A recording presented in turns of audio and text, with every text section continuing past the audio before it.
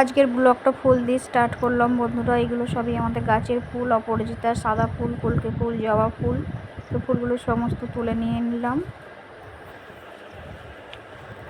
তারপর বন্ধুরা দেখো গাছে কত কাঁচা লঙ্কা হয়েছে। এগুলো যেহেতু আচারের লঙ্কা, কাঁচা পাকা, এগুলো বেসন দিয়ে কালো জিরে দিয়ে পকোড়া করে খেতে খুব ভালো লাগে মুড়ির সাথে। তারপর দেখো বন্ধুরা আমার পুজো কমপ্লিট হয়ে গেছে।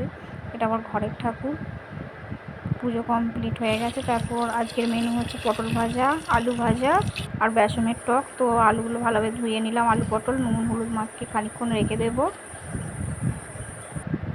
তারপর বেসনটা ফেটিয়ে নেবো। তো এখানে সব কিছু রেডি হয়ে গেছে। তো আলু দিয়ে বেসন দিয়ে একটু পকোড়া করলাম টিফিনের জন্য, ঝুড়ি ভাজা বেসন দিয়ে। তারপর আলু তেলের মধ্যে 5 ফোড়ন দিয়ে দিলাম, দিয়ে আলুগুলো ভাজা হয়ে গেছে।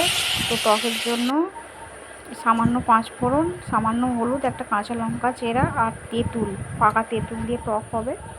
তো টক যে ভালোভাবে ফুটে গেছে, তো বেসন দিয়ে নামিয়ে দিলাম খানিকক্ষণ ফুটিয়ে। তো আজকে রান্না আমার কমপ্লিট, আলু ভাজা, পটল ভাজা আর বেসনের টক। তারপর লাস্টে ভাত বসিয়ে দিলাম বন্ধুরা। তারপর আজকের ওয়েদারটা দেখেছো, প্রচুর রোদ দিয়েছে, প্রচুর গরম। সবাই সুস্থ থাকবেন, ভালো থাকবেন আর এরকম